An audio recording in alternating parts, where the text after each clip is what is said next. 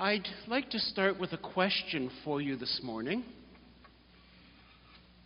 Oh, don't look at me like that. It's not that bad. Why bother believing? I mean, it's a kind of a haunting question, especially for those of us for whom faith has been part of our lives since it's seemingly forever. But why bother believing? Now, perhaps we can't address a question quite that big in the time that we have here today.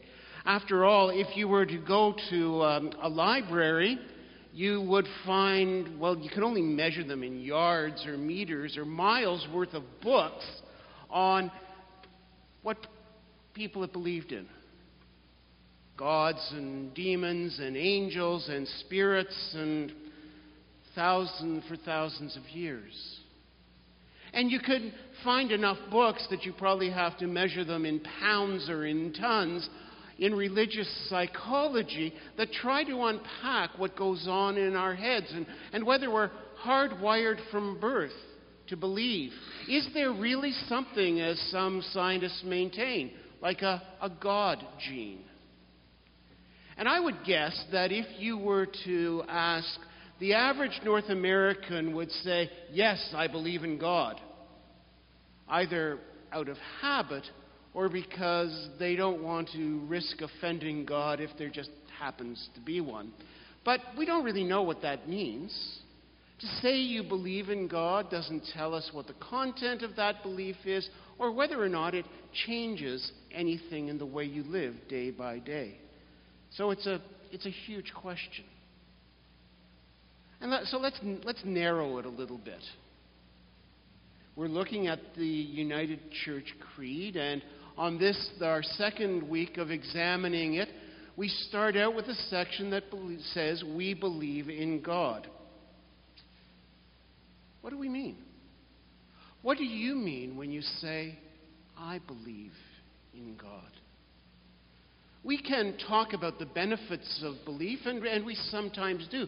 You can even find medical research which will purport to prove that believers are healthier and happier and have less stress-filled lives. That's a what. That's what belief does. And hopefully you have your own list as well, your list of things that believing does for you, that being part of the church does for you. And those are what's. And I imagine that each one of us could also make a list, long or short, of the ways in which we try and show our faith, the things that we do, worshiping and praying and witnessing and serving in the community and being a good neighbor and so on and so forth. Those are hows. Those are how we believe. But if someone were to ask you quite seriously, why do you believe? How might you answer? Because ultimately, that's what they're going to be attracted to. You and I can attract all sorts of people to the good things we do and the causes that we serve. But at some point may come the question, well, why do you do this? Well, I guess I do it because I believe in God. But tell me why. We can do all sorts of wonderful things without needing to believe in God. You can find places where ritual is practiced and teaching is offered and songs are sung and there's strong fellowship and there's great community service, places as various as the Masons and the Rotary Club and the community choirs and all sorts of other organizations. And you don't need to believe in God. Do people need to believe in God to be good, caring, kind, helpful, contributing members of the community? Decidedly not. And do all those who claim to believe in God always show those characteristics? Sadly, no. So what do we mean when we say we believe in God? And that's where the next part of our creed goes. Remember that these are statements of belief. Every now and again, particularly on certain channels on television, you'll find people who might try and prove to you that God exists. Be really, really skeptical. Because you see, there's this little gap. And you and I can move up to the gap by giving people all sorts of reasons why belief in God makes sense and why it might be the most reasonable explanation for the existence of God, but there's that gap. And that gap is filled only by faith. And faith is a gift of God. We can move the mind, only God moves the heart and the soul. So we believe in God who is creating and is creating. Who has created and is creating. A God who is still involved. Let me give you an example of a possible contrary or different view.